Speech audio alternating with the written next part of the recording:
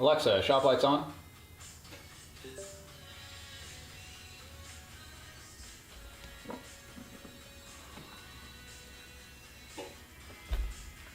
Alexa, shop lights on.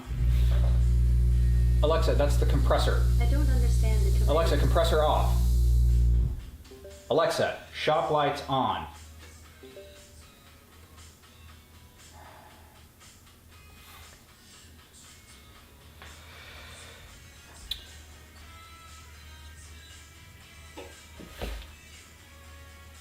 Alexa, shop lights on.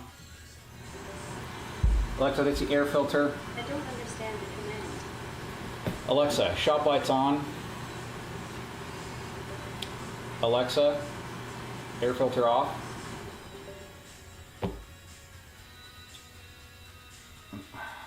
Why did I think this was a good idea?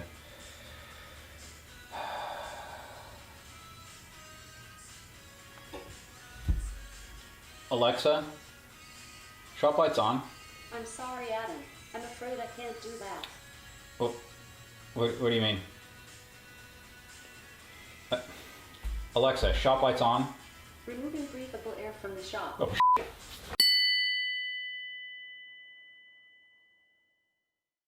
Welcome to another shop improvements video, likely the last one in this series because all the major projects, improvements and things like that have been done, and the shop is now, I'm happy and excited to say, I'm so excited, in a very usable state. And I can finally start to think about working in the shop and not on the shop. So other than a few organizational things, you know, adding some shelves, maybe some benches, things like that, all the major projects are done. There's a couple of projects that are related to the shop, but I'm gonna make separate videos on those. So this video is gonna have to cover a lot because a lot has happened since the last video. So I'm gonna talk about the lighting, some of the electrical, air conditioning, and the door, what I did to get that sealed up, which I talked about in the last video. So anyway, so let's go ahead and get started. I think we'll start with the lighting. So what we have here is the control panel for the shop lights and the air compressor. We'll get to the air compressor in a minute, but for now, the shop lights. The reason for all of this is because I wanted to be able to, and I know this will make some people groan. Ladies and gentlemen, allow me to present Man Not Caring. But I wanted to be able to control the shop lights with an echo. So what I have here is an ESP8266 that is running the Foxmo firmware, which emulates a Hue light bulb. So basically, you can, anything that you can connect to the ESP8266, you can control with an echo. In this case, I have this relay board over here, which turns the lights on and off. Now, because I want to make sure I can turn the lights on and off no matter what, in case something in the echo chain fails, I do have a manual switch, and that is tied to the relay, or it's wired in a typical three-way switch configuration. So no matter what the state of this relay is in, or what the echo is doing, or the ESP is doing, I can turn the lights on and off with the manual switch. So basically the way this works is shop lights off, shop lights on, and there you go. And like I said, I can turn that turn the lights on and off independent of what the echo is doing with the manual switch. And I can also dim them because these are dimmable panels. So for the lights, I used 17 of these 1x4 LED panels. They were supposed to be 40 watt equivalent, 5,000 lumens. I went with the 4000 K color temperature, and they are dimmable using a 1 to 10 volt dimmer. Now by default, these lights are meant to be mounted in a drop ceiling like what you would have in a commercial building. They do have a flush mount kit for them, but it's like 30 bucks, and which is almost as expensive as the lights themselves. So I took some inspiration from Bob Claggett over at I Like to Make Stuff, and designed and 3D printed my own bracket. I don't know how close this is to his. I tried to find the video or whatever where he talked about the brackets that he made. I couldn't find it. I asked him about it. He couldn't point me to it. But anyway, these were inspired by Bob over at I Like to Make Stuff. I will have a link to these down below. Now, as an aside, if you don't have a 3D printer, to print a bracket like this, just keep in mind that you can make something very similar out of other materials.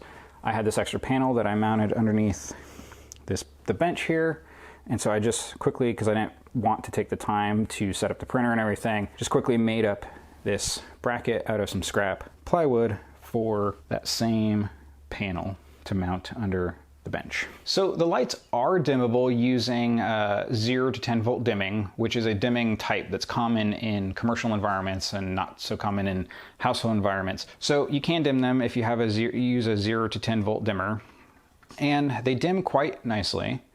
They don't dim to 0 or to off, which is sort of a gotcha with 0 to 10 volt dimming, and it's a function of how the lights work and how the dimmer works. I don't care about the dimming. I did it because I was putting the switch in anyway, so I just got one that has the 0 to 10 volt dimming. It required running this extra wire for the dimming that's daisy chained down between all the lights. I can't dim them through the Echo. I don't care about that. I did look for and find an Echo compatible 0 to 10 volt dimmer. Problem is that each light requires a certain amount of milliamps in order for the dimming, and that device could only handle, I think, 4 of these lights. So I would have needed a multiple of them, and at the $50 or $80 that this device cost, it wasn't worth it to be able to say, Echo dim the shop lights to 50% or whatever. I've only ever used the dimming to just show people that they dim.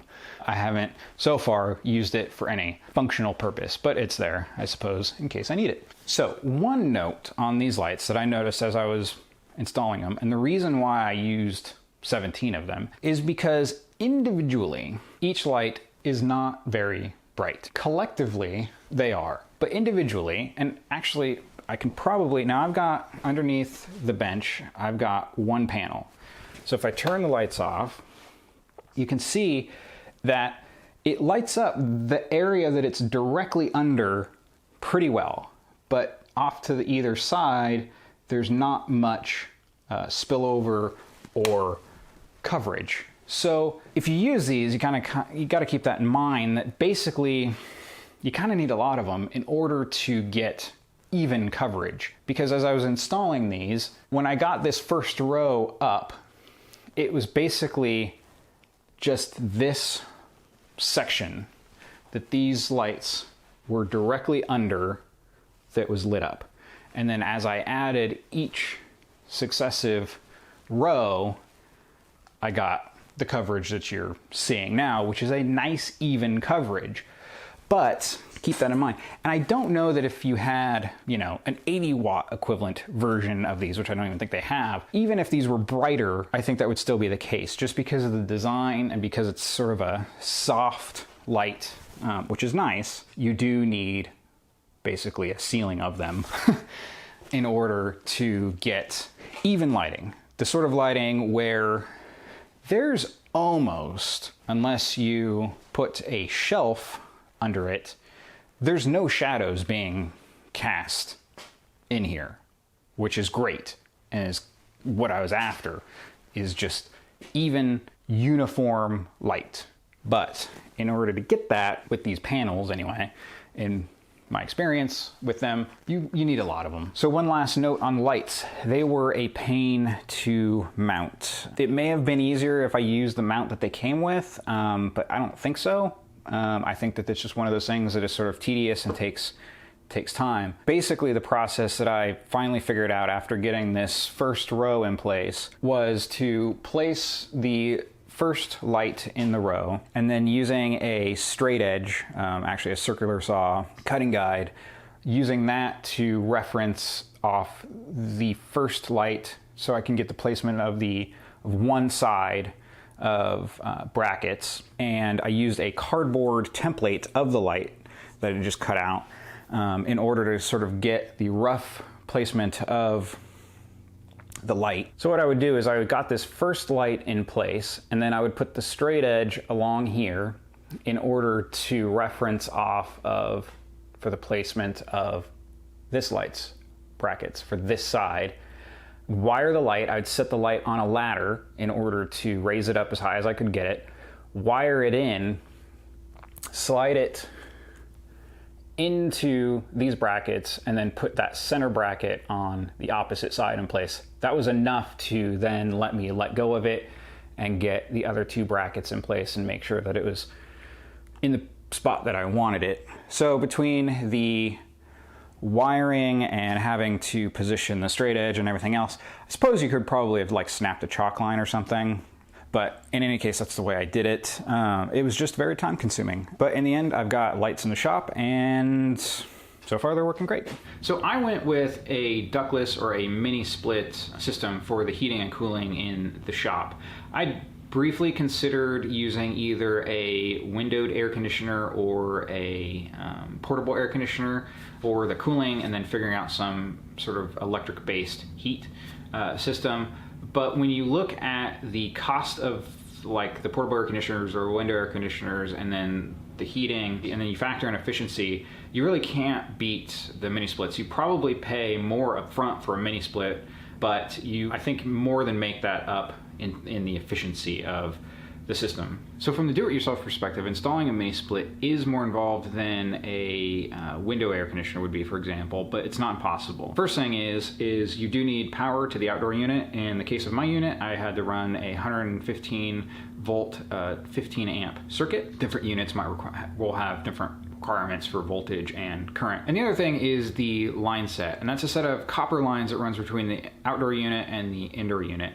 Before you can actually release the refrigerant into the system, release the Kraken! Most ductless systems come pre-charged, so you actually just turn a valve and you release the refrigerant into the system. But before you can do that, you actually have to pull a vacuum on the line set. In order to do that, you need a vacuum pump and a special set of gauges. Those two things aren't terribly expensive, but it may not be worth the cost if you're gonna only be doing this once. The other thing is if you do it wrong and you either release refrigerant from the system, or you don't pull the vacuum correctly, getting that fixed would be probably more expensive than actually just hiring an HVAC technician to come out and pull the vacuum on the lines for you. So that's why after I had everything mounted and ready to go, I had an HVAC technician come out and pull the vacuum on the line set for me. Actually, he also trimmed the line set because it was a little bit longer than what it needed to be. So to make the installation a little bit cleaner, he trimmed the line set,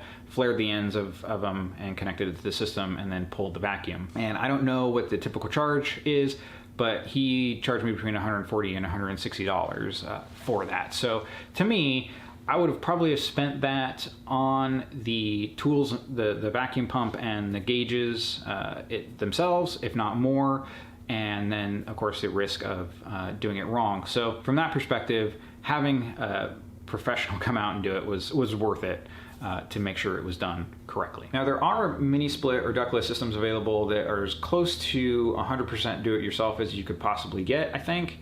And they come with pre-charged line sets, so you can just connect them and you don't have to have the vacuum pulled on the line set. The disadvantage with those systems is they're, by my estimation, between 2 and 3 times the cost of a comparable unit, that you do have to have the vacuum pulled on the line set. And the other thing is the line sets aren't, you can't trim them. So if you have a 50-foot line set and you only need 10 feet of it, you've got to find some place to put the other 40 feet of that line set, which may or may not lead to a less clean installation. And one last thing that's nice about mini splits or ductless systems is that they are quiet. You probably wouldn't want to have this running while you were recording your latest hit single, but this has been running since as I've been recording this, and you can probably hear it if I'm quiet. It's not running at full speed or anything like that. I think the fan, it's just a fan going right now.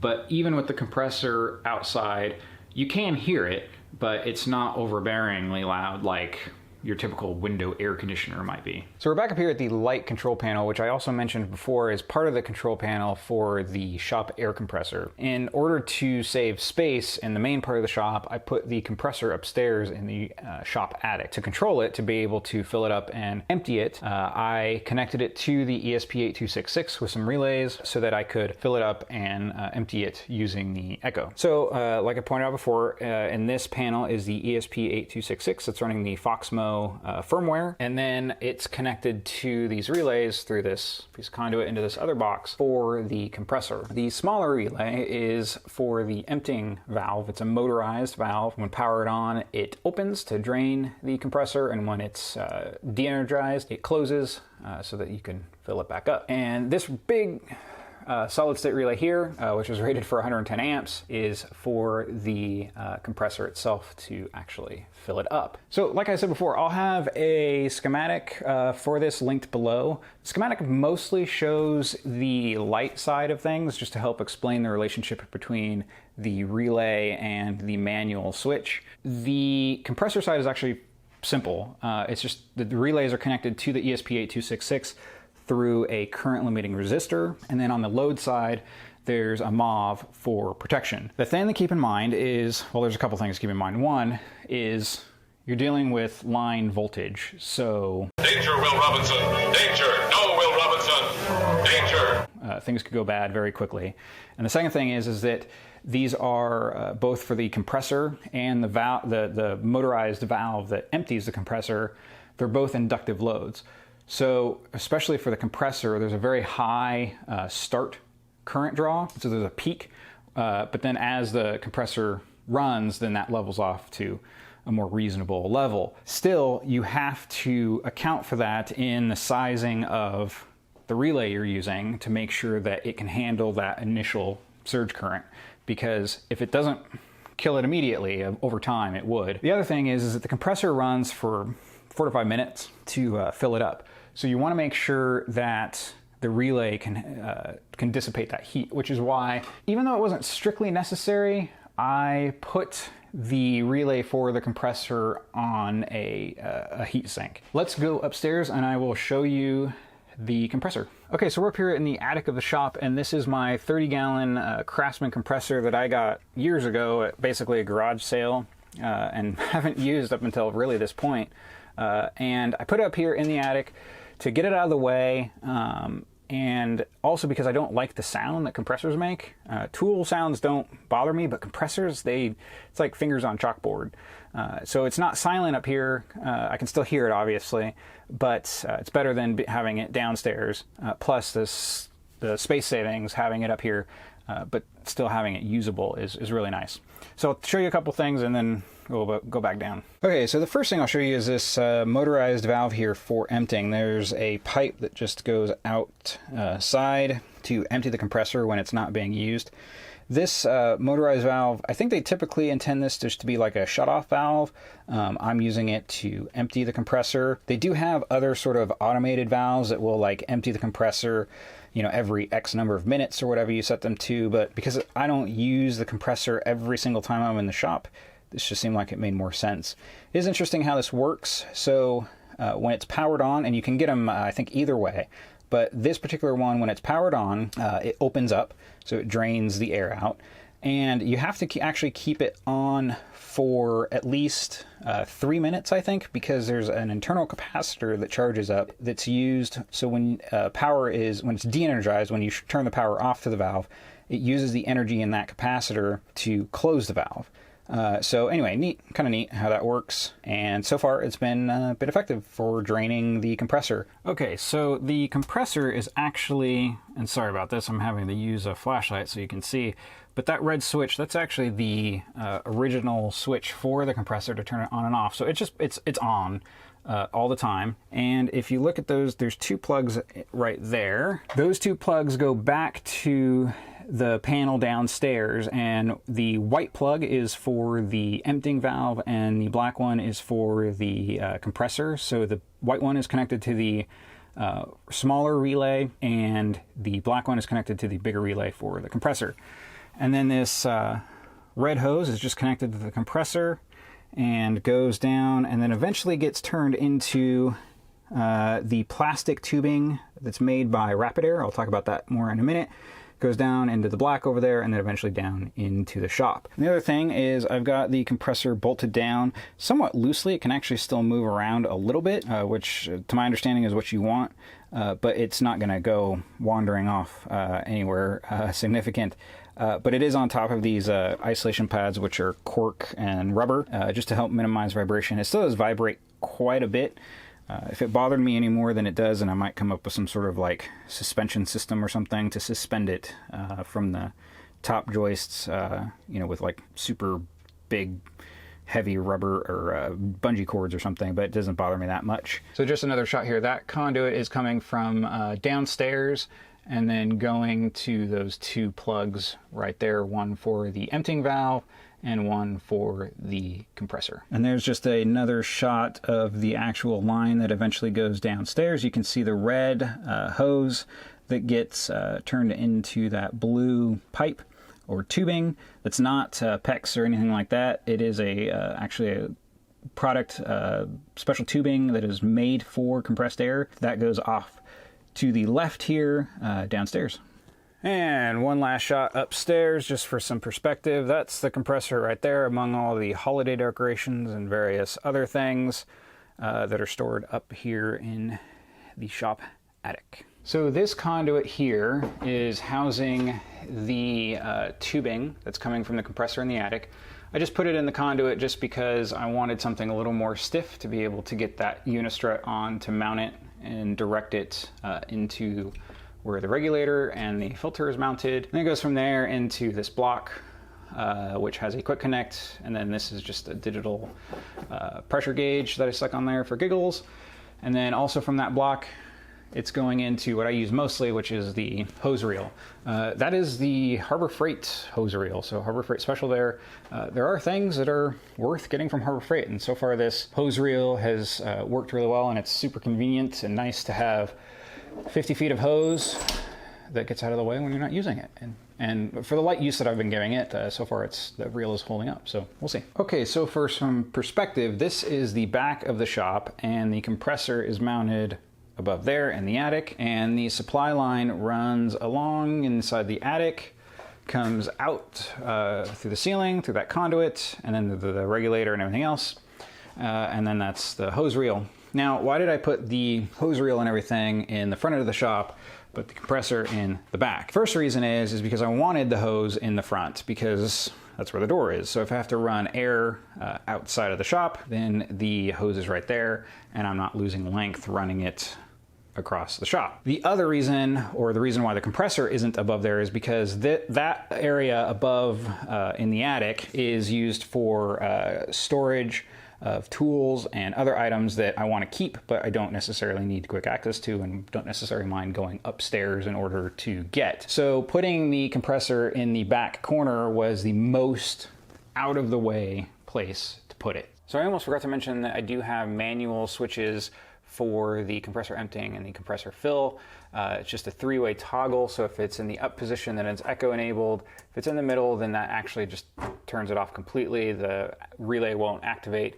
And if it's in the down position, then that's a manual on position for either the compressor emptying or the compressor fill. And I suppose it's appropriate to give a demonstration. So, compressor on.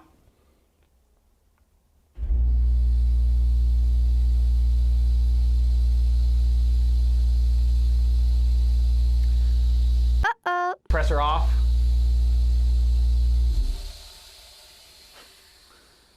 So I kept the programming for the ESP8266 fairly simple. In fact, I'm basically just using the example sketch that comes with the Foxmo firmware. And I do all the heavy lifting, particularly for the air compressor, on the Echo side of things using routines. Now, keep in mind that the ESP8266, or the Foxmo firmware, presents two different devices for the compressor to the Echo: the compressor empty and the compressor fill device. So what I did was I created two routines, one to turn the compressor on and one to turn the compressor off. So when I say Echo turn the compressor on, that triggers an Echo routine that actually turns the emptying valve off, just in case it's on, and then turns the compressor on, and it stays on until it gets turned off. And then when I say Echo turn the compressor off, that triggers an Echo routine that turns the compressor off, turns on the emptying valve so that it opens up and empties the compressor tank, and then waits 3 minutes and then turns the emptying valve off so that they can then close. So in a previous video, I talked about the main electrical service that's coming into the shop and how I redid that. And since then, I've added basically all the electrical outlets that I think I'll need. There's some under there as well. and then all along here. So you'll notice that this one is labeled C, that's on this wall, and one of the outlets that are on this wall labeled D, and on this wall labeled E. So the reason for that is because this wall is one 20 amp circuit, this wall is one 20 amp circuit, and this wall is one 20 amp circuit. And also I should mention that the lights are on their own circuit as well, so that way if anything happens down here to trip a circuit, the lights will stay on regardless. And as I'm sure you've already noticed, I used conduit mounted to the wall and service mount boxes to do all the electrical in the shop. It seems like that's the most appropriate thing to do, way to run the electrical in a shop environment. I mean, unless you have a really good reason to want to run the electrical using like Romex inside of the walls. This just, the flexibility in terms of just plannings, I didn't have to have any of this placement of these outlets or anything set before I can get the walls up. I was able to get the walls up, get the shop insulated and get the walls up, and then worry about the electrical. So the flexibility in the planning and the flexibility in terms of if you want to make changes, things like that, like, you know, if I wanted to add a bench here and I wanted outlets underneath the bench, it's trivial just to stub in a piece of conduit onto one of the boxes and run it down just like, you know, I did over here, because originally I hadn't had these outlets underneath this bench, and then I added those in. So if those had been in the wall and I wanted to do that, that would have just been a pain. And cost-wise, it's fairly comparable. It's a little more expensive than like Romex would be. The boxes are a little more expensive, things like that. Now, the other thing that you do have to be aware of is when you're working with conduit is you're going to have to bend it. Even a basic run is going to require an offset bend like this in order to get it to sit in the box correctly. It's not hard to do, but it does take some practice getting a feel for it and things like that. There are apps, phone apps, and then online apps that give you the numbers and the calculations for where to actually place the bend in the conduit for things like offsets, or if you were going to do something like this 90-degree bend here. But it does take some practice. And more complicated bends, more complicated. Some people are going to say that's not complicated. But where you have a 90-degree and then also have to offset it, those can get a little hairy. Or if you have a bend like that one, admittedly, that took me a few tries before I was able to get it. But it's now a skill I have, and while I am far from an expert, I've already actually used it in places besides here in the shop. So it's a nice thing to have. Now, it does require a tool, a conduit bender, for the size of conduit that you're gonna bend, and those are 40 or 50 bucks depending on the size you're gonna get. But you can find those at garage sales. I actually just saw one at a garage sale the other day. And it's a fun and actually useful skill to be able to have. Being able to bend conduit can actually come in handy because I've seen people make all kinds of things out of conduit. EMT, it's fairly inexpensive, so being able to bend it and things like that could come in handy in other ways besides just electrical work. So the last thing to talk about is the door. I think in the last video I was still trying to decide if I was just going to use the brushes to fill up the gap, or if I was going to use the strip door, or both. I ended up using both. So there's the brushes that help seal up the door, and then I think what has the most effect is the strip door. It's kind of annoying having to go through that when you want to go into the shop, but in terms of creating a barrier to keep cool or hot air in the shop and vice versa, keep it out of the shop, I think the strip door is probably the most effective. I don't know that there's a better way with having barn doors to do it. I've got the brushes on the bottom and the top of the door as well. So, I think the brushes help. They help keep critters out. But I think in terms of keeping the cool air in or hot air in the shop and vice versa with keeping it out, I think the strip door is most effective. The only other thing I think that I could have done, besides just replace the doors with something else, is using some sort of insulated tarp, but the cost of that was just not worth it to me. The strip doors seem to be doing a pretty good job. So that's basically it. That's all the major stuff that's been done to the shop since the last video. There's minor organizational stuff that's been done. Drill press is bolted to the floor. Finally, after I don't know how many years of having that miter saw, I finally have a miter station. Weird design just because it was built by the seat of my pants. I don't really have a plan for it. And then the electronics bench. Oh, one last, I guess, maybe feature. So, because this is the electronics area, just in case, or to help prevent any, if I'm doing anything super dusty or dirty or anything, I put this tarp up so that I can just pull it across. So if I'm making a lot of sawdust or whatever, it's not going to be 100% effective because, I mean, obviously there's a gap up there, but it gives us some barrier to any sort of like sawdust or anything like that. And then of course the filter is on this side to help capture any dust. So yeah, and then it's just suspended by a cable, and then I can just,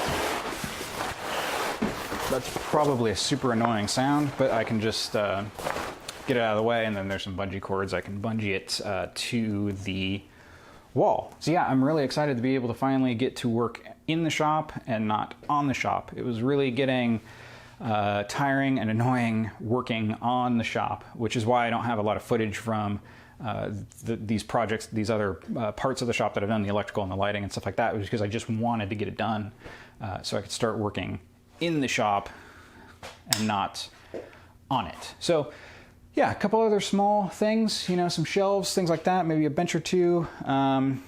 Need to figure out how to make that sink work. I don't have any plumbing in here, but I have an idea. So yeah, and the doggy door, which is right there. Need to get that working. So, but other than that, hey, the shop is usable. I'm happy. I hope you found something in this video that is useful. You know, maybe inspiration for your own shop. If you have any questions, hey, let me know. And thanks for watching.